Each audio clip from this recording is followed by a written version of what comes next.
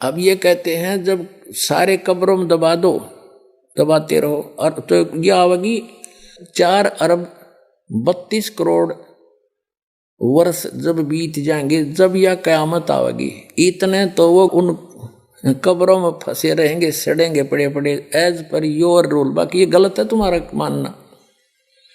अगर ये नियम फाइनल होता, हजरत मोहम्मद जी को ये ऊपर ले गए हुए सारे नबियों की जमात वहाँ ऊपर देखा जन्नत में, उनको नमाज पढ़ाई, बाबा आदम मिले, बाबा आदम की सारी संतान वहाँ नरक में पड़ी, कुछ जन्नत में।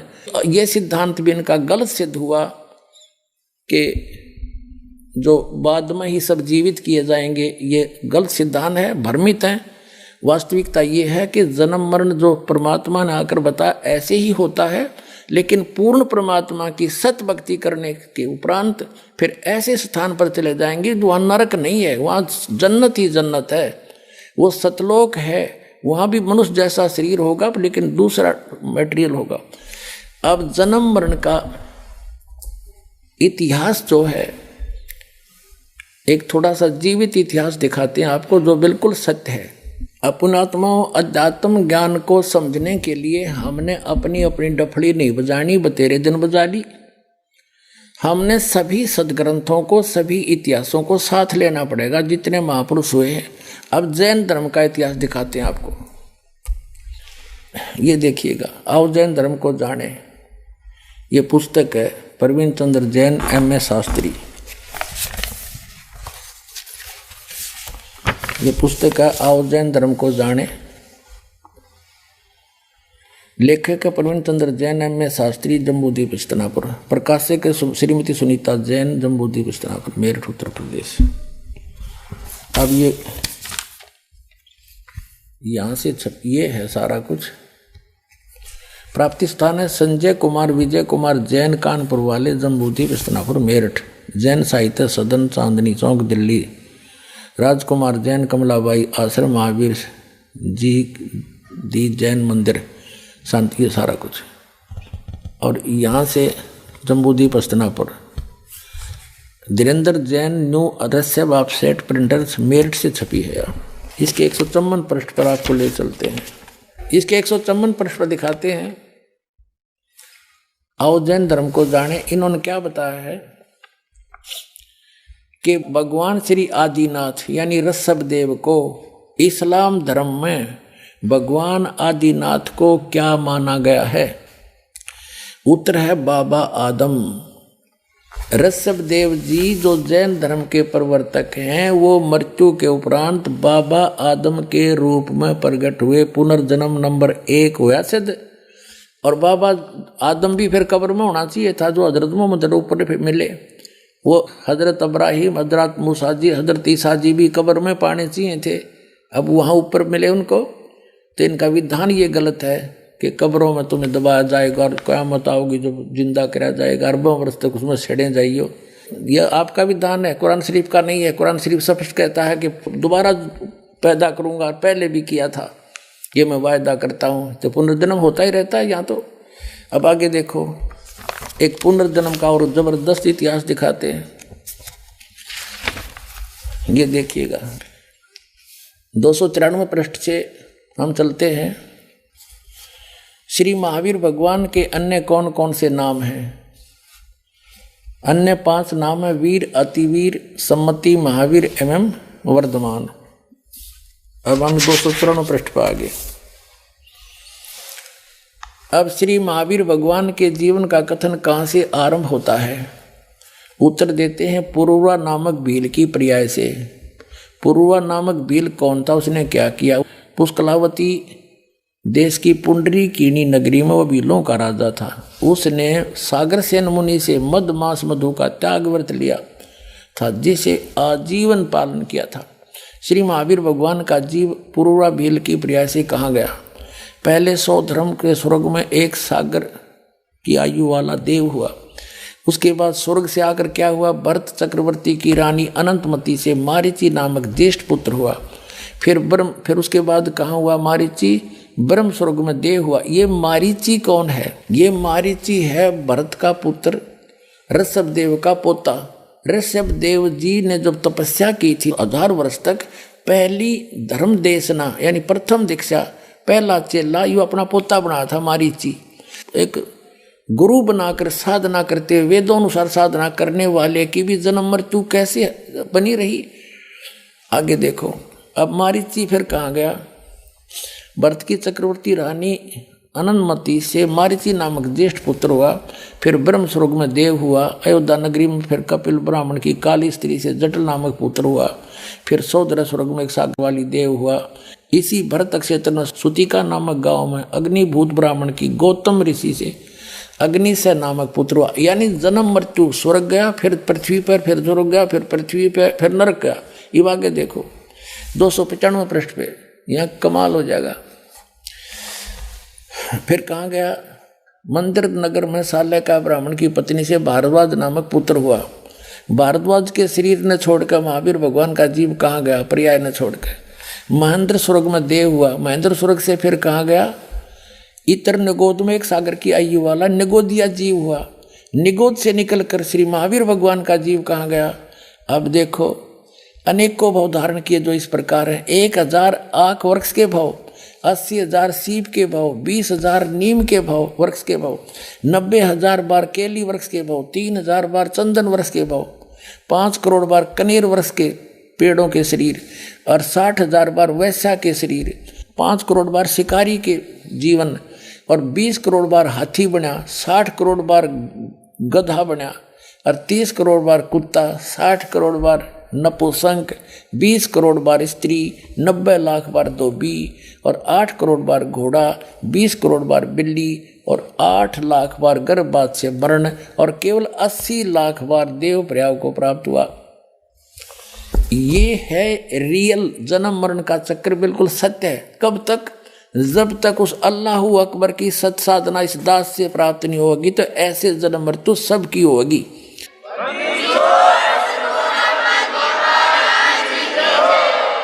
और ये हालत तो उस जीव की है जो ऋषभदेव जी से वेदों अनुसार शास्त्रों को, जो यहाँ के इनके शास्त्र हैं, ब्रह्मसत्र की साधना करने वाले की, जो वेद ज्ञान दाता और गीता ज्ञान दाता, कुरान शरीफ का ज्ञान दाता है, ये एक है।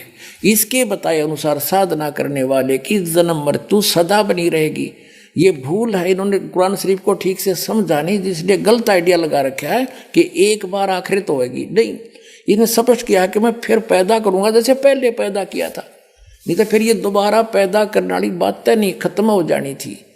तो अब ये है ओरिजिनल, क्योंकि बाबा आदम ऊपर मिले तो पहले जा चुके हैं, वो भी खत्म होगी। बाबा हजरत अब्राहिम, मूसा जी, ईसा जी ऊपर बैठे हैं, पूरी जमात की जमात है। बाबा आदम की सारी संतान, कोई नरक में कोई स्वर्ग में। तो वो सिद्धांत गलत सिद्ध हो गया कि कब्र में पड़े रहेंगे, और फिर वो तो सब पे लागू होना चाहिए, फिर जो सब के लिए कुरान शरीफ है। तो ये इन्होंने ठीक से समझा नहीं कुरान शरीफ को, ये वास्तविकता ये है।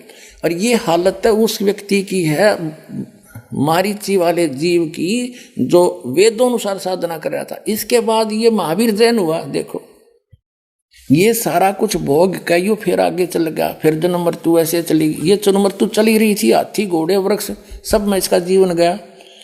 और फिर देव हुआ, त्रिपुटी नाम का नारायण हुआ, और फिर 7वें नरक में गया। उसके बाद 7वें नरक से महावीर भगवान का जीव कहाँ गया, ये सारा चल रहा। सिंह पर्वत पर सिंह हुआ, फिर पुनः नरक में, प्रथम नरक में गया, फिर कहाँ गया, ये हुआ। फिर यहाँ आ जाते हैं 7वें स्वर्ग में देव हुआ।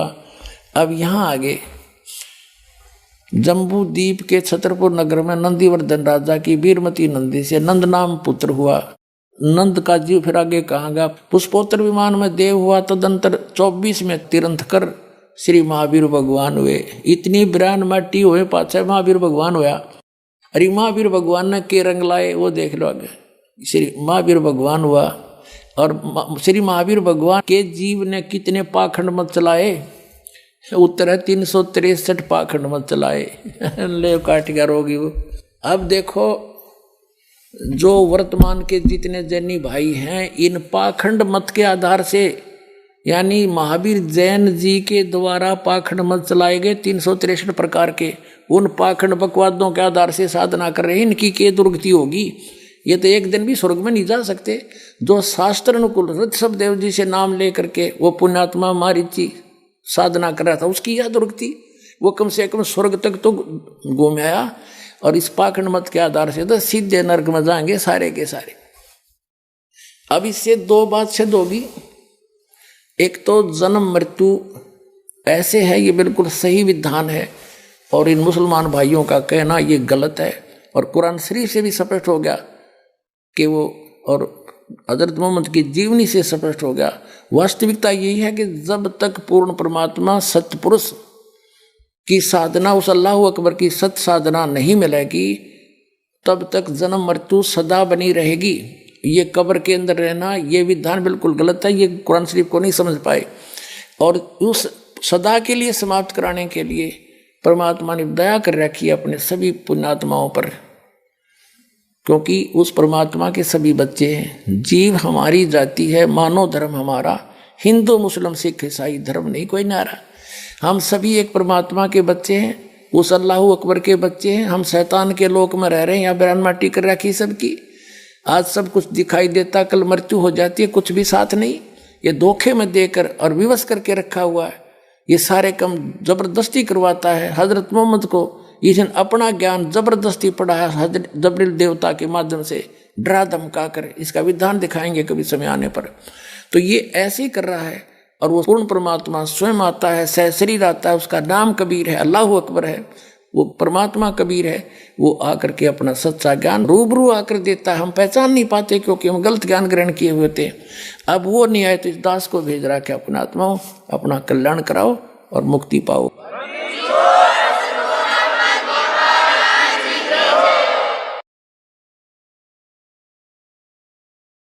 परम पिता परमात्मा पूर्ण ब्रह्म सारी सृष्टि के रचनार कबीर देव कबीर साहेब अल्लाह अकबर परम अक्षर ब्रह्म पूर्ण परमात्मा जी की असीम रजा से आप परमात्मा की प्यारी आत्माएं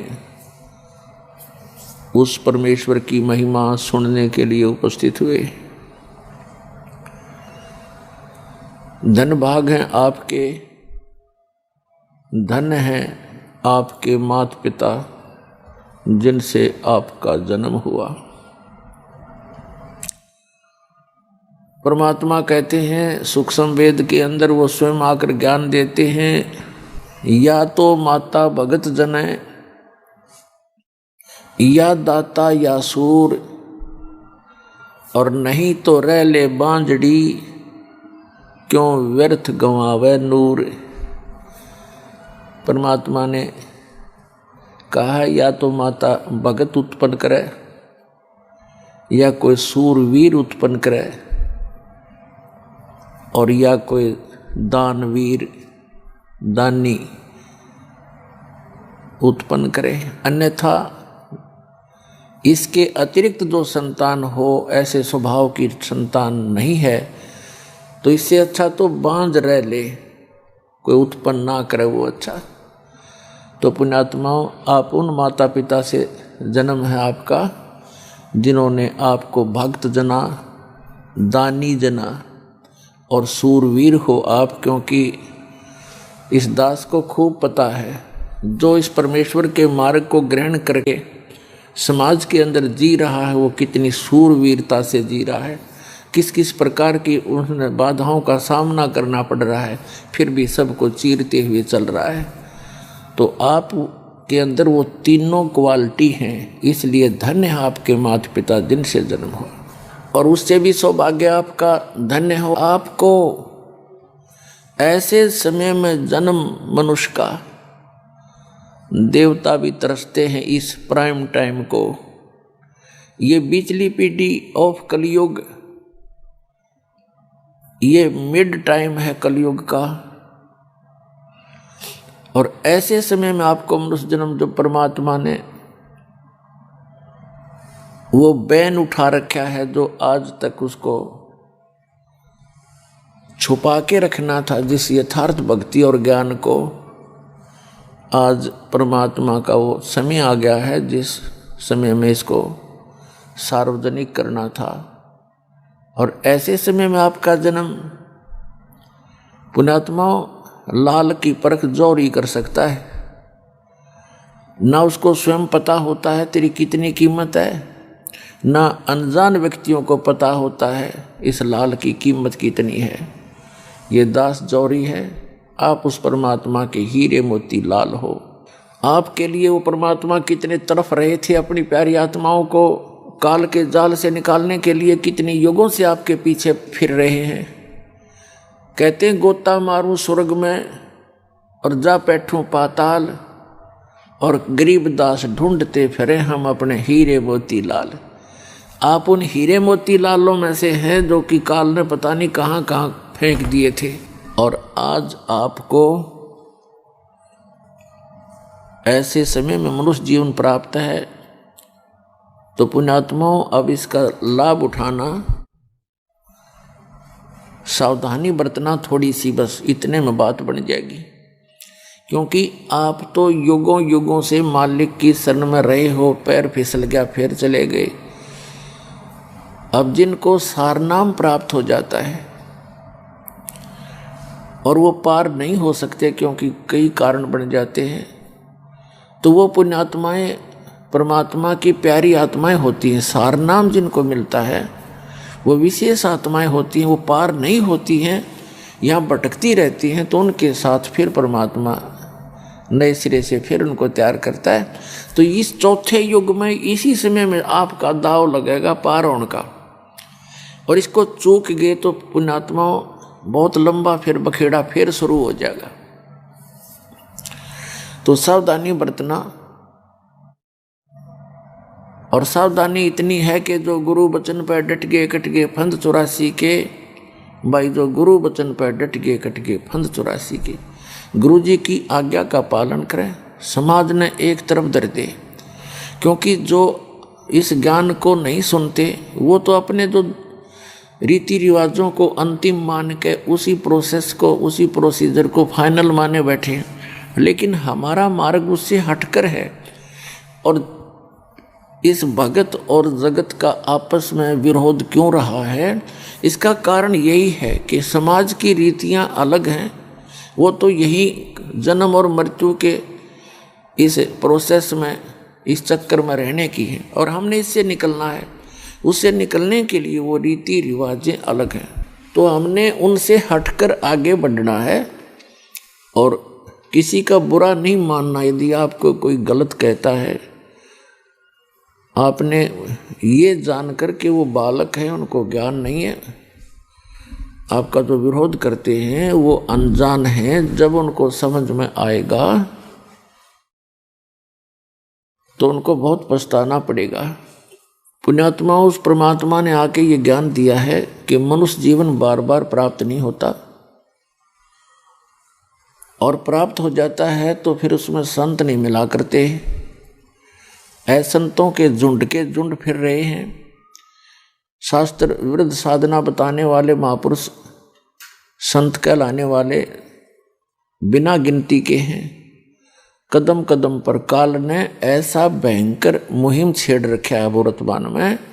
उसको पता है कि वो समय आ गया कि परमात्मा अपने बच्चों को सबको ग्रहण करेंगे, और उसने भी अपना पूरा एडी से चोटी का जोर लगा रखा है। ये नकली पंथ चला के नए नए संत न्यारे पैदा करके जहाँ देखा 20-30 हज़ार 50 हज़ार 10 1-2 लाख करोड़ करोड़ व्यक्तियों को ये काल के दूत फंसाए बैठे हैं। तो पुण्यात्माओं, परमात्मा ने सबसे बड़ी दया करी आपके ऊपर कि आपको शिक्षित कर दिया।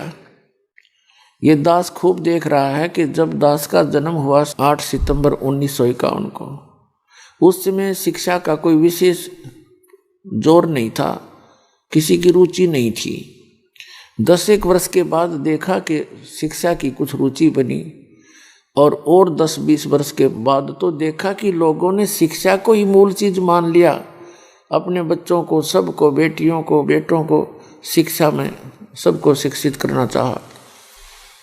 तो ये परमात्मा की दया थी। हमारे समय में लड़कियों को स्कूल नहीं भेजते थे।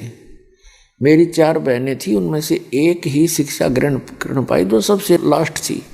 बाकी तो ऐसे अशिक्षित रही।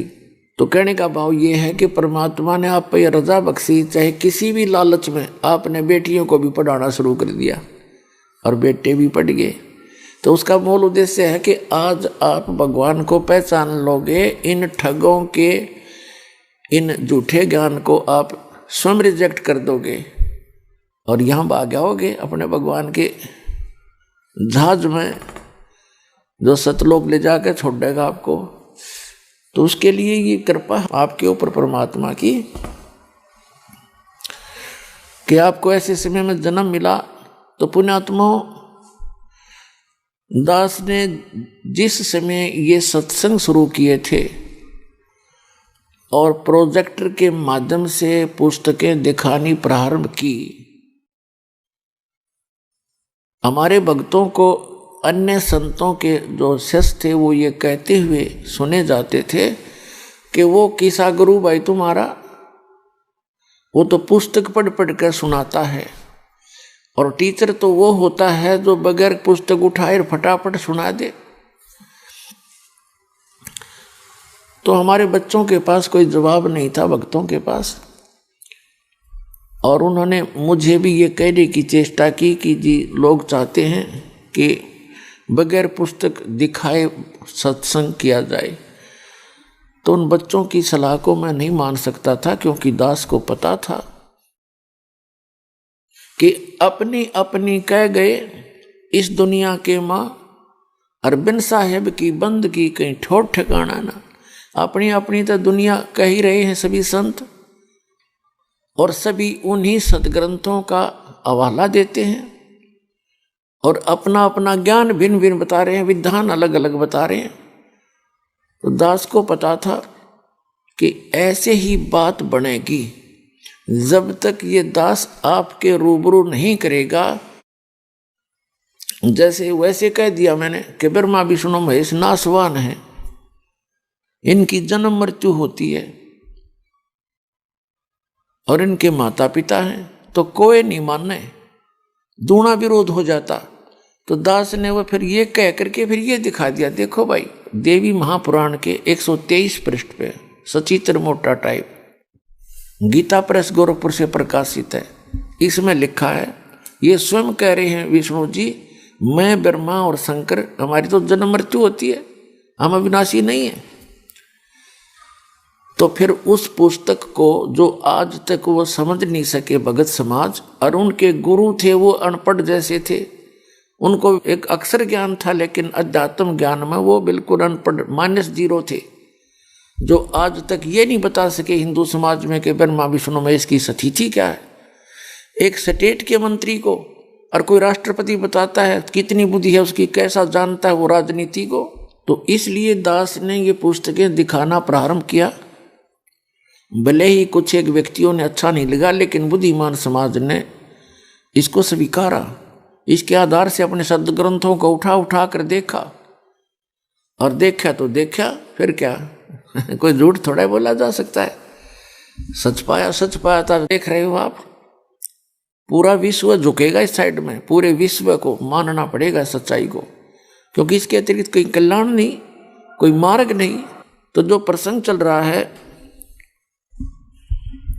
कि ये बीच वाला समय जो कलयुग का है, इसमें ये मोक्ष समय है, और इस समय में जो भी परमात्मा की शरण में आ जाएंगे, सतभक्ति करेंगे, उनका मोक्ष होगा, वो उस स्थान पर चले जाएंगे। श्रीमद् भगवद गीता अध्याय नंबर 15 के श्लोक नंबर 4 में कहा है कि तत्वदर्शी संत की प्राप्ति के उपरांत उस तत्व ज्ञान रूपी शस्त्र के द्वारा इस अज्ञान रूपी गुत्थी को काटकर, अर्थात तत्व ज्ञान से अध्यात्म ज्ञान को पूर्ण रूप से समझकर उसके पश्चात परमेश्वर के उस परम पद की खोज करनी चाहिए, जहां जाने के बाद साधक फिर लौटकर कभी संसार में नहीं आते। और वहां पर क्या स्थिति है, गीता अध्याय नंबर 7 के श्लोक नंबर 29 में गीता ज्ञानदाता कहता है कि जो व्यक्ति, जो साधक जरा और मरण से छूटने के लिए प्रयत्न कर रहे हैं। जरा माने वृद्धावस्था का दुख, मरण माने मृत्यु। जो जरा और मरण से छूटने के लिए प्रयत्नशील हैं अर्थात भक्ति कर रहे हैं, वे तत्ब्रह्म से, संपूर्ण अध्यात्म ज्ञान से और सभी कर्मों से परिचित हैं। अब अर्जुन ने 8वें अध्याय के प्रथम मंत्र में पूछा कि किम तत्ब्रह्म, किम अध्यात्म, किम कर्म पुरुषोत्तम। अब अर्जुन तो उस श्री कृष्ण में बोल रहे काल को श्री कृष्ण ही मान रहा था। अर्जुन ने 8वें अध्याय के प्रथम मंत्र में पूछा कि किम तत्ब्रह्म, वो तत्ब्रह्म क्या है जिसको जानने के बाद साधक केवल जरा और मरण से छूटने का ही प्रयत्न करते हैं। इसका उत्तर दिया है 8वें अध्याय के 3रे श्लोक में श्रीमद् भगवत गीता में कि वो परम अक्षर ब्रह्म है। इस परम अक्षर ब्रह्म को गीता में परम अक्षर ब्रह्म, वेदों में पूर्ण परमात्मा और कुरान शरीफ के अंदर इसे अल्लाहु अकबर कहा है। अल्लाहु अकबर, अल्लाह ताला। अब उस अल्लाह ताला के बारे में, उस कंप्लीट गॉड के विषय में न तो कुरान शरीफ का ज्ञानदाता परिचित, क्योंकि उसने स्पष्ट कर दिया है। कुरान शरीफ सूरत फुरकानी चैप्टर नंबर 25 और आयत नंबर 52 से 59 में स्पष्ट किया है। कुरान शरीफ के ज्ञानदाता ने हजरत मोहम्मद को कह रहे हैं कि हे नबी, हे पैगंबर, तो उन काफिरों का कहा ना मानना जो कबीर को भगवान नहीं मानते, अल्लाह नहीं मानते। यानी मुसलमान भाई कबीर का अर्थ बड़ा करते हैं। कहने का भाव ये है कि जो उस अल्लाहु अकबर को भगवान नहीं मानते, अल्लाह नहीं मानते, अन्य उपासना करते हैं, तो उनकी बातों में मत आना, उनके लिए संघर्ष करना। संघर्ष का अर्थ है कि उनके द्वारा भ्रमित ना होना, मेरे द्वारा बताए गए इस ज्ञान पर दृढ़ रहना। और वो परमात्मा वही है अल्लाहु अकबर, जिसने 6 दिन में सृष्टि रची और 7वें दिन तख्त पर जा बैठा। और कुरान शरीफ का ज्ञानदाता स्पष्ट कर रहा है कि मैं नहीं जानता उसके विषय में। उसके विषय में किसी बाखबर से पूछो, तत्वदर्शी संत से पूछो। इससे स्पष्ट हो गया कि कुरान शरीफ का ज्ञानदाता उस अल्लाहु अकबर के बारे में परिचित नहीं है, तो उस अल्लाहु अकबर की भक्ति विधि भी इस कुरान शरीफ में नहीं है। उसके लिए तो ऑप्शन छोड़ दिया उसने कि बाखबर बताएंगे, तो बाखबर ये दास है। आज मानियो, चाहे 10 वर्ष के बाद मानना पड़ेगा आपको।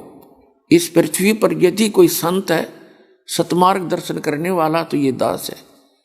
वैसे तो अच्छी आत्मा सभी हैं,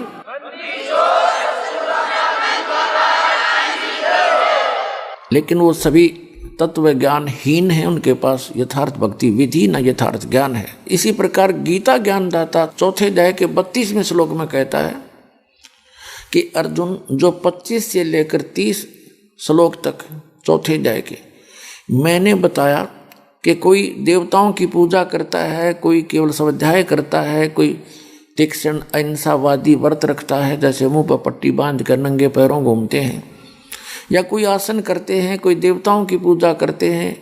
ये अपनी अपनी साधना को पाप नाशक जानते हैं, लेकिन वो कंप्लीट ज्ञान नहीं है। 4थे अध्याय के गीता जी के 32वें श्लोक में कहा है कि वो इस प्रकार की वास्तविक यज्ञों की जानकारी, यज्ञ माने धार्मिक अनुष्ठान, और धार्मिक अनुष्ठानों की जानकारी विस्तार के साथ ब्रह्मण मुखे, यहाँ 4थे अध्याय के 32वें श्लोक में अनुवादकर्ताओं ने अल्पजता दिखाई है, क्योंकि उनकी बुद्धि काम नहीं कर रही थी, उनको पता ही नहीं था। यहाँ ब्रह्मण मुखे का अर्थ कर दिया वेद की वाणी में। नहीं, ब्रह्मण का अर्थ वेद नहीं होता। राजा का अर्थ संविधान नहीं होता। ब्रह्म का अर्थ कोई वेद करता है वो महामूर्ख व्यक्ति है। ब्रह्म तो एक राजा है, भगवान, और वेद उसका संविधान है। तो राजा का अर्थ संविधान नहीं किया जा सकता, ये अल्पजता है। तो इस ब्रह्मणे का अर्थ 17वें अध्याय के 23वें श्लोक में इन्हीं अनुवादकर्ताओं ने सच्चिदानंद घन ब्रह्म कहा है, वो बिल्कुल सही है। ओम तत्सत इति निर्देश है ब्रह्मणे तिर्विद समर्थ है ब्राह्मणा तेन वेदा च यज्ञा विहिता पुरा। अब इसका क्या अर्थ है कि सच्चिदानंद घन ब्रह्म का, उस परम अक्षर ब्रह्म का तो 3 मंत्र का जाप है, ओम तत्सत। ओम तो ये सरपुरुष का, सरब्रह्म का, काल का, और तत् ये सांकेतिक है, और सत भी सांकेतिक है, कोड वर्ड है। ये कोड वर्ड इस दास के पास है, इस विश्व में किसी के पास नहीं। इस मंत्र का दान करने का भी कोई अधिकारी नहीं है, और अनधिकारी के पास चाहे इसका ज्ञान भी हो, क्योंकि मुझ दास से सुनकर कोई बागी हो जावे, अपने आप जो ये मंत्र दान करने लग जावे संत बनकर, वो सबसे बड़ा दुश्मन होगा इस मानव समाज का, क्योंकि मिलता जुलता ज्ञान याद कर लेगा, यही मंत्र उसके पास है, तो वो डुप्लीकेट है, यानी वो पासपोर्ट डुप्लीकेट बना रहा है, वो महाअपराधी है उस भगवान के दरबार में, और 10-20 व्यक्तियों को 100-200 1000 को वो बर्बाद कर सकता है। तो आपने उससे भी सतर्क रहना है। तो कहने का भाव ये है, ब्रह्म ने कहा सच्चिदानंद घन ब्रह्म है। तो हम चौथे अध्याय के 32वें श्लोक में फिर आते हैं कि इस प्रकार की धार्मिक अनुष्ठानों की जानकारी ब्रह्म ने मुखे, यानी सच्चिदानंद घन ब्रह्म ने जो अपने मुख कमल से बोला, उच्चारण किया, उस वाणी में विस्तार के साथ कही गई है, वो तत्व ज्ञान है। चौथे अध्याय के 34वें श्लोक में कहा कि अर्जुन उस तत्व ज्ञान को जो उस पूर्ण परमात्मा अल्लाहु अकबर ने सहज शरीर आकर के बोला है, उसके मुख कमल से उच्चारित वाणी में जो वर्णित है वो तत्व ज्ञान है। उस तत्व ज्ञान को तत्वदर्शी संतों के पास जाकर समझ, उनको दंडवत प्रणाम करने से, कपट छोड़कर नम्रतापूर्वक प्रश्न करने से वो तत्वदर्शी संत तुझे उस परमात्म तत्व का, यानी तत्व ज्ञान का उपदेश करेंगे। इससे सिद्ध हो गया कि गीता ज्ञानदाता भी उस अल्लाहु अकबर की, परम अक्षर ब्रह्म की जानकारी नहीं रखता, सच्चिदानंद घन ब्रह्म की जानकारी नहीं रखता। उसने भी ऑप्शन छोड़ दिया है कि तत्वदर्शी संत बताएंगे। यदि इस गीता जी के अंदर वो ज्ञान होता तो एक अध्याय और लिख देते, 18 लिखे 19 हो जाते। इसी प्रकार कुरान शरीफ के अंदर जो आयत हैं, जो सूरत हैं, वो एक आधी और लिख देता, उसमें बता देता, उसमें पढ़ लो। वो है ही नहीं। जैसे यजुर्वेद अध्याय नंबर 40 के मंत्र नंबर 8 में एक अकायम शब्द है। ये अनजान लोग इस अकायम शब्द से भगवान को बिना काया का मानकर ढोल पीटना शुरू कर देते हैं। इनको कख तो पता नहीं। उसमें केवल अकायम शब्द अकेला नहीं है, उसमें लिखा है कि सप्रियागात वो सबसे पहला शरीरधारी है, और शुक्रम अकायम, शुक्र माने माता पिता के योग से बना हुआ उसका शरीर नहीं है, वो शुक्र से बनी काया नहीं है, शुक्र से बनी काया रहित है। और फिर आगे उसमें लिखा ऐसनाविरम अवर्णम, यानी उसमें कोई जख्म नहीं होता, वो निराम्य है, निरोग है उसका शरीर।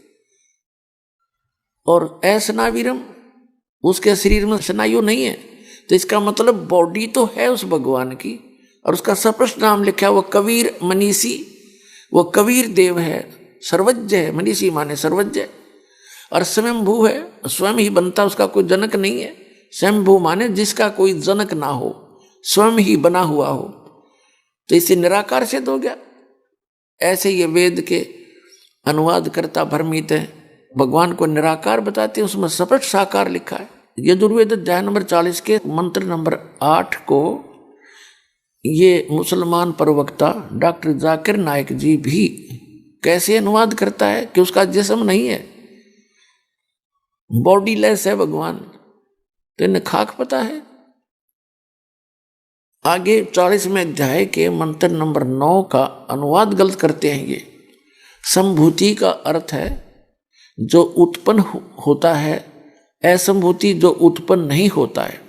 इसका निष्कर्ष निकाला है यजुर्वेद अध्याय नंबर 40 के मंत्र नंबर 10 में। क्या स्पष्ट किया है कि वेद ज्ञानदाता कहता है कि कोई तो संभवात कहता है भगवान के विषय में। संभवात माने वो जन्म लेता है जैसे श्री राम और श्री कृष्ण रूप में, और कुछ उसको असंभवात कहते हैं, यानी वो कभी जन्म लेता ही नहीं। तो उसमें स्पष्ट किया है कि वो भगवान कैसा है, वो जन्म नहीं लेता, वो मानते हैं वो निराकार है। तो उसमें स्पष्ट किया है कि परमात्मा जन्म लेता है या नहीं लेता है, वो राम कृष्ण के रूप में अवतरित होता है या नहीं होता है, वो अजन्मा है या जन्मा है, उसकी जानकारी तो तत्वदर्शी संत बतावेंगे। धीराणाम, उनसे पूछो। तो इससे भी स्पष्ट हो गया कि वेद ज्ञानदाता वही है जो गीता ज्ञानदाता है, कुरान शरीफ का ज्ञानदाता है, और अन्य जो होली बुक मानी जाती हैं तौरात, जबूर और इंजील, उनका ज्ञानदाता भी यही है। ये तो ऑप्शन छोड़ दिया इसने कि वो परमात्मा तो कोई और है। जैसे पवित्र बाइबल में उत्पत्ति ग्रंथ अर्थात तौरात के अंदर उत्पत्ति ग्रंथ में ये बताई किसने? ये इसी ने बताई, गीता ज्ञानदाता ने, कि परमात्मा ने 6 दिन में सृष्टि रची, उसने मनुष्य को अपने जैसा उत्पन्न किया। तो भगवान भी तो मनुष्य जैसा हो गया, निराकार है, साकार है वो। और फिर उसमें यह भी स्पष्ट कर दिया उसने कि परमात्मा ने तो किसी को भी मांस खाने का आदेश नहीं दे रखा उस अल्लाह अकबर ने। उसके आगे यदि बाइबल में या तौरात में या जबूर में या इंजिल के अंदर या कुरान शरीफ में यदि मांस खाने का आदेश है, वो अल्लाह अकबर का नहीं है, वो तो अन्य देव का है। अन्य देव की आज्ञा पालन करने से परमात्मा का विधान खंड हो जाता, वो दोषी होता, दंडित होता, तो वो नहीं आपने करना चाहिए। तो उसी ज्ञानदाता ने ये 4 किताब बोली। कौन कौन सी? तौरात, जबूर, इंजिल और कुरान। जब उसने प्रथम जो पुराना नियम है उसको तौरात बोलते हैं, उसमें ज्ञान दे दिया कि पूर्ण परमात्मा ने सृष्टि रची 6 दिन में, 7वां दिन तख्त पर बैठ गया, उसने मनुष्य को अपने जैसा उत्पन्न किया, और किसी को भी जीव जंतुओं को भी मांस खाने का आदेश नहीं, उसने भरपूर कर रखा है इस पृथ्वी पर। वो खाने योग्य पदार्थ बहुत दे रखे, वो खाओ। तो उसको बार बार रिवाइज करना उचित नहीं समझा, क्योंकि उसका जो ज्ञान देना था फर्स्ट पुराने नियम में दे दिया। और पुण्यात्मा, जो प्रसंग चल रहा है कि वेद ज्ञान दाता भी वही है और कुरान शरीफ का ज्ञान दाता भी वही है। पुस्तक जो तौरात, जबूर, इंजिल, उनका ज्ञानदाता भी वही है। कौन? ब्रह्म है। ये इनकम्प्लीट गॉड है, ये डम्मी गॉड है। डम्मी गॉड माने अधूरा, अधूरा गॉड है। एक डम्मी का दूसरा तो होता है, जैसे एक मोबाइल बना देते हैं नकली सा, वो यूजफुल नहीं होता, दिखे वैसा ही, ऐसा समझ लो। तो जो कंप्लीट गॉड है, जो परम अक्षर ब्रह्म है, जो पूर्ण परमात्मा है, वो इनसे अन्य है। उसकी जानकारी ना वेदों में, ना गीता में, और न ही उन 4 पुस्तकों में, तौरात, जबूर, इंजिल और कुरान में।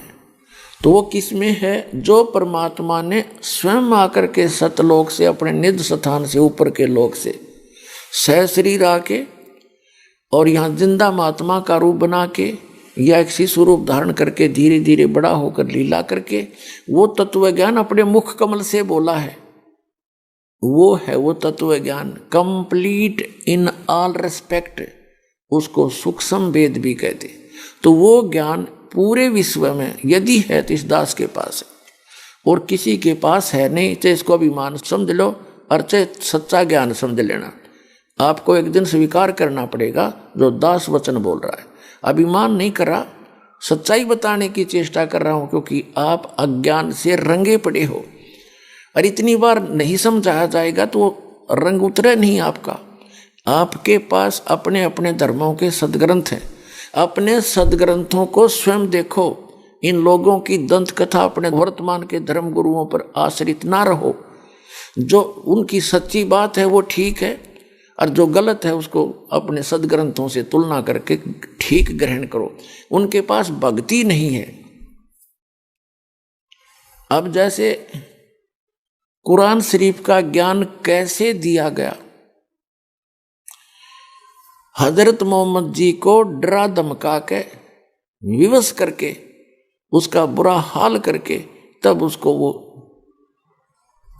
बाई फोर्स एक फरिश्ते ने उसको ये कुरान शरीफ का ज्ञान दिया। तो ये ज्ञान जो ऐसे दिया गया है, तो उसको जब इतना भयभीत कर दिया गया तो उसको कुछ भी बता दो तो फिर वैसे ही बोलेगा। आपको थोड़ी सी झलक दिखाते हैं कुरान शरीफ का ज्ञान कैसे हजरत मोहम्मद तक पहुंचाया। देखिएगा, पुस्तक है जीवनी हजरत मोहम्मद सल्लल्लाहु अलैहि वसल्लम, मोहम्मद इनायतुल्लाह सुबानी, जीवनी हजरत मोहम्मद सल्लल्लाहु अलैहि वसल्लम, मोहम्मद इनायतुल्लाह सुबानी, अनुवादक नसीम गाजी फलाही, मकरजीबी मकतबा इस्लामी पब्लिशर्स नई दिल्ली। जीवनी हजरत मोहम्मद सल्लल्लाहु अलैहि वसल्लम हिंदी, इस्लामी साहित्य ट्रस्ट प्रकाशन 8181, सर्वाधिकार प्रकाशकाधीन है। नाम मूल किताब मोहम्मद अरबी उर्दू, प्रकाशक है मरकजी मकतबा इस्लामी पब्लिशर्स, D 307 दावत नगर, अबुल फजल एनक्लेव, जामिया नगर, ऐसे ऐसे। और ये कहाँ से मुद्रक है? HS ऑफसेट प्रिंट्स नई दिल्ली 2। अब इसमें आपको दिखाते हैं 67 पृष्ठ से शुरू करते हैं। प्यारे नबी सल्लल्लाहु यानी हजरत मोहम्मद की 40वीं सालगिरह करीब आई। अब आप पर वह हकीकत खुलनी शुरू हो गई जिसकी आरजू में आप जी रहे थे। आप सल्लल्लाहु यानी हजरत मोहम्मद को सच्चे सौपन दिखने शुरू हुए, उनसे आप पर हकीकत खुल गई। अब देखेंगे 68 पर 68 पृष्ठ पर। इसी तरह रमजान के कुछ दिन बीत गए। एक दिन आप सल्लल्लाहु हजरत मोहम्मद गुफा में आराम कर रहे थे और सुबह का सुहाना समय था। अचानक एक फरिश्ता दिखाई दिया, बहुत ही खूबसूरत और हसीन फरिश्ता। हाथ में हसीन रेशम का एक टुकड़ा भी था। बोला, पढ़ो। आप सल्लल्लाहु यानी हजरत मोहम्मद घबरा गए। फरमाया, मुझे पढ़ना नहीं आता। आप हजरत सल्लल्लाहु यानी हजरत मोहम्मद को ऐसा महसूस हुआ जैसे वह गला घोंट रहा हो और शरीर को भींच रहा हो। फिर छोड़ दिया और कहा, पढ़ो। फरमाया हजरत मोहम्मद ने कि मुझे पढ़ना नहीं आता। पुण्यात्माओं, ऐसे डरा धमका के कैसा ही कुछ भी ज्ञान दे दो वही मानना पड़े। ऐसे ही गीता ज्ञानदाता ने अर्जुन को जब वो सीधे हाथों नहीं मान रहा था, ऐसा भयंकर रूप दिखा दिया, विकराल रूप अपना। उससे सारा कांपन लग गया अर्जुन जैसा योद्धा। और फिर उसने जो कहा वो सारी मान ली इसने। वही तरीका इसने अपनाया। ये देखिएगा, फरमाया मुझे पढ़ना नहीं आता। अब 59 पृष्ठ पर पढ़ेंगे। फिर आप सल्लल्लाहु ने अर्थात हजरत मोहम्मद को महसूस हुआ कि वह गला घोंट रहा है दोबारा और शरीर को भींच रहा है, फिर छोड़ दिया और कहा पढ़ो। आप सल्लल्लाहु को अंदेशा हुआ कि वह फिर गला घोटेगा और इस बार और जोर से भींचेगा। फरमाया क्या पढ़ूं? हजरत मोहम्मद बोला क्या पढ़ूं? अब फरिश्ता बोला पढ़ो अपने रब के नाम से जिसने पैदा किया इंसान को खून की फुटकी से। पढ़ो तुम्हारा मेहरबान रब ही है जिसने कलम से सिखाया इंसान को, वह कुछ सिखाया जो उसे मालूम न था। कुरान, ये कुरान की कोई आयत है। फरिश्ते के बताने पर आप सल्लल्लाहु ने पढ़ा तो पढ़ते ही याद हो गया, चित्त पर अंकित हो गया। फिर फरिश्ता चला गया। आप उठ खड़े हुए। भय से दिल बैठा जा रहा था, घबराहट से चेहरा उतरा हुआ था। आप सहमी निगाहों से गुफा में हर तरफ देखने लगे। हैरानी और घबराहट की हालत थी। दिल ही दिल में सोचने लगे अभी मुझे किसने बातें की हैं, वह कौन मुझे पढ़ा गया है। फिर तेजी से गुफा से बाहर आए। अब आप सल्लल्लाहु हजरत मोहम्मद को पूरा विश्वास हो गया कि ये जिन्न का असर है और जिस बात का डर था वही सच साबित होकर रही। आप सल्लल्लाहु पहाड़ की घाटियों से गुजरने लगे। पूरा शरीर थरथर कांप रहा था। दिल में बार बार ख्याल आता, शुरू में जो सौपन दिखाई दिया वह तो बिल्कुल सच्चे निकले। उनसे बहुत सी नई बातें मालूम हो गई। जिस चीज़ की तलाश थी वह खुल कर सामने आ गई। लेकिन वह कौन था जो अभी यहाँ खड़ा था? वह कौन था जो पढ़ने के लिए कह रहा था? अचानक एक आवाज़ आई, मोहम्मद। आप सल्लल्लाहु यानी हजरत मोहम्मद चौंक पड़े। घबरा कर सिर ऊपर उठा देखा तो वही फरिश्ता आदमी की सूरत में खड़ा था। वह पुकार कर कह रहा था, मोहम्मद तुम अल्लाह के रसूल हो और मैं जिब्रील हूँ। आप सल्लल्लाहु की घबराहट और बढ़ी। डर से रोंगटे खड़े हो गए। भय से कदम रुक गए। कभी दाईं तरफ देखते, कभी बाईं तरफ। यह सूरत आँखों से ओझल हो, लेकिन जिधर देखते वही दिखाई देता, जिधर मुँह करते वही मौजूद होता। आगे बढ़ें या पीछे हटे, नज़र नीचे करें या ऊपर उठाएं, हर तरह हर जगह वही फरिश्ता दिखाई देता।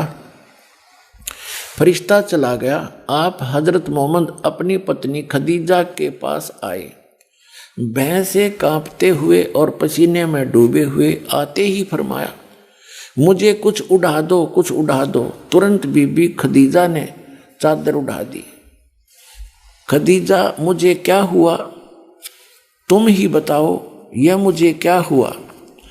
फिर जो कुछ देखा था वह बयान किया और फरमाया, मुझे अपने बारे में डर है। बीबी खदीजा बहुत समझदार थी। ये बातें सुनकर जरा भी न घबराई। उन्होंने आप हजरत मोहम्मद सल्लल्लाहु को इज्जत की नज़र से देखा और बोली, चाचा के लाडले खुश हो जाइए और जो कर रहे हैं करते रहिए। उस जात की कसम जिसके हाथ में खदीजा की जान है, आप इस उम्मत के नबी होंगे। आप तो सच बोलते हैं, रिश्तों को जोड़ते हैं, अमानतों में खानत नहीं करते, निर्धनों को, बेसहारा लोगों को सहारा देते हैं, मेहमान की खातिर आदि। भला आप को कैसे बर्बाद होने देगा? खदीजा की इन बातों से आपको बड़ी तसल्ली हुई। हजरत मोहम्मद को बेचैनी दूर हुई। मुखड़ा खुशी से चमक उठा। आप सल्लल्लाहु ने इस तसल्ली पर उनका शुक्रिया अदा किया और फिर सो गए। बीबी खदीजा ने आप सल्लल्लाहु की बातों पर विचार किया तो बड़ी खुश हुई, किंतु साथ ही साथ कुछ डरी भी। आप काबा का तवाफ करने चले। रास्ते में बरका मिल गए। देखते ही आपसे बोले, भतीजे तुमने क्या देखा है? आपने सारी बात बता दी। बरका ने कहा, उस जात की कसम जिसके हाथ में मेरी जान है, तुम ऐसे ऐसे। अब कहने का भाव ये है पुण्यात्माओं कि कुरान शरीफ का ज्ञान इस प्रकार इस काल भगवान ने, कुरान शरीफ के ज्ञान दाता ने फरिश्ते के माध्यम से हजरत मोहम्मद तक पहुंचाया। और पूरे मुसलमान धर्म के भाइयों का, मुसलमानों का कहना है कि जो भी ज्ञान, जैसे भी वचन कुरान शरीफ के ज्ञानदाता, जिसको मुसलमान भाई अपना अल्लाह मानते हैं, उसने जो भी शब्द कहे एज इट इज, बगैर किसी बदले कमी बेसी के, फरिश्ते ने हजरत मोहम्मद तक पहुंचाए। चाहे वो आकाशवाणी के माध्यम से, चाहे ऐसे सीधा आकर के, या उसके अंदर सीधा टेलीग्राफिकली उसमें भर दिए, फिर वो बोलने लायक गया, जैसे भी। तो इससे दास क्या सिद्ध करना चाहता है कि इस प्रकार कुरान शरीफ के ज्ञानदाता ने हजरत मोहम्मद जी को डरा धमका के यो कुरान का ज्ञान बताया। और इतना डरा हुआ आदमी एकदम अचानक को फरिश्ता आ जावे तो बड़े बड़े का कलेजा हिल जाए। तो ऐसे ये कुरान शरीफ का ज्ञान प्राप्त है। और उसने जो भी आदेश दिया हजरत मोहम्मद जी ने आगे उसी तरह बोलते रहे, बताते रहे। अब इससे बखेड़ा खड़ा हुआ कैसे, एक विचारणीय विषय है। हजरत मोहम्मद जी जब गर्भ में थे, उनके पिता की मृत्यु होगी, और जब वो 6 वर्ष के हुए, उनकी मां की मृत्यु होगी। कहने का भाव ये है कि कितना अच्छा करैक्टर था उन व्यक्तियों का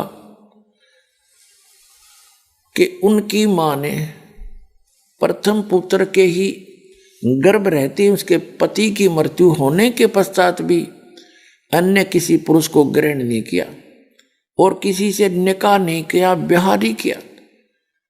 तो कितनी गुड करैक्टर की माई थी वो।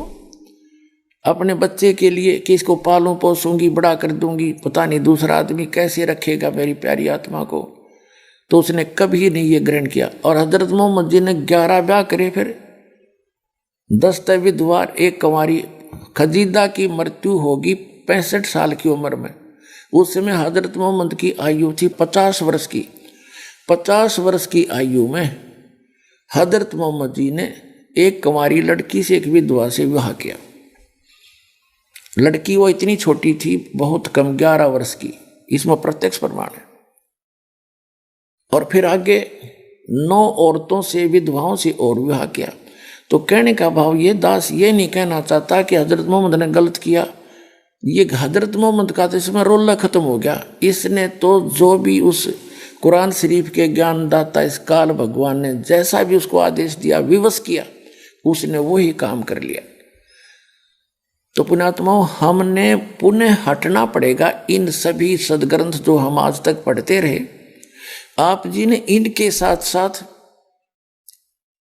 इस अध्यात्म ज्ञान का निर्णय करने के लिए उस सूक्ष्म वेद को भी साथ में जानना पड़ेगा, तत्व ज्ञान को, जो ना कुरान शरीफ में है, जो न तौरात में है, न जबूर में, ना इंजिल में, और ना ही श्रीमद् भगवद गीता में। पुराणों में तो मतलब है नहीं, पुराण तो ब्रह्मा जी का दिया हुआ ज्ञान है, और कुछ अन्य ऋषियों ने अपना मिक्स करके उसमें फरिश्तों का, देवताओं का वो अलग से 18 उसके भाग कर लिए। तो वो तत्व ज्ञान इस दास के पास है, आओ और ग्रहण करो, इतनी सी बात है।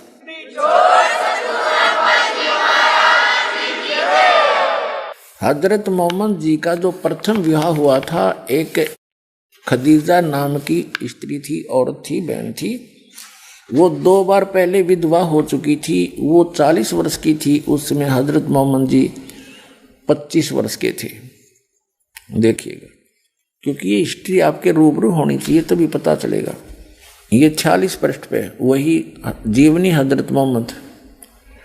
खदीजा बहुत ऊंचे घराने की औरत थी। यह बनी मखजूम के 2 रईसों से आगे पीछे ब्याही थी। ये विधवा हो चुकी थी। वे दोनों बहुत काफी दौलत छोड़कर दुनिया से विदा हो गए थे। अब हम कहते हैं 51 पे। ये वैसे नावल की तरह लिखा हुआ है, इसको लेखक ने थोड़ा अपने हिसाब से सुधारा है। 51 पृष्ठ पर आगे, यह मेरे भाई अब्दुल्ला का बेटा मोहम्मद है। यह वह नौजवान है कि कुरैश में इस जैसा कोई नहीं है। हाँ, माल इसके पास कम है, लेकिन माल को तो चलती फिरती छाँव है। मोहम्मद मेरा संबंधी है, यह तुम सब जानते हो। वह खुलैविद की बेटी खदीजा से निकाह करना चाहता है। इस तरह मुबारक काम पूरा हुआ और कुरैश की सबसे बाइज्जत औरत कुरैश के अमीन के घर में आ गई। उस समय आपकी उम्र 25 साल 2 महीने 10 दिन की थी और बीबी खदीजा 40 साल की थी। अब 52 पे, खदीजा के साथ आपकी ज़िंदगी अत्यंत आनंदपूर्ण ज़िंदगी थी। अब देखो, हम मोटा मोटा पढ़ लेंगे, सारा हिसाब आ जाएगा। अब 64 पृष्ठ पर पढ़िएगा। लेकिन ये मुबारक घड़ियाँ और खुशी के दिन जल्दी ही ख़त्म हो गए। आपके सब बेटे एक एक करके अल्लाह को प्यारे हो गए। कासिम, तैयब और ताहिर, वह सब अल्लाह से जा मिले। जख्म पर जख्म लगते रहे, लेकिन आप सब्र करते रहे। बचपन में तो यतीमी का दुख उठाया और बड़े हुए तो अपने जिगर के टुकड़ों का गम सहन करना पड़ा। आपकी बेटियां ही रह गई जो 4 थी, ज़ैनब, रुक्या, उम्मे कुलसूम और फातिमा। अब पुण्यात्माओं, अब इस दास के प्रयत्न को ये ना समझना कि दास किसी की आलोचना करना चाहता है या किसी को हीन करना चाहता है या किसी के नबी, पैगंबर, देवता की कोई मान हानि करना चाहता है। दास ये चाहता है कि हजरत मोहम्मद 1 नंबर के पुण्यात्मा थे और ये फंस गए इस काल ब्रह्म के। इस काल ब्रह्म ने डरा धमका के इसको जो साधना बताई, 5 वक्त की नमाज, अजान, जो परमात्मा को पुकारने का बंग बोलते हैं।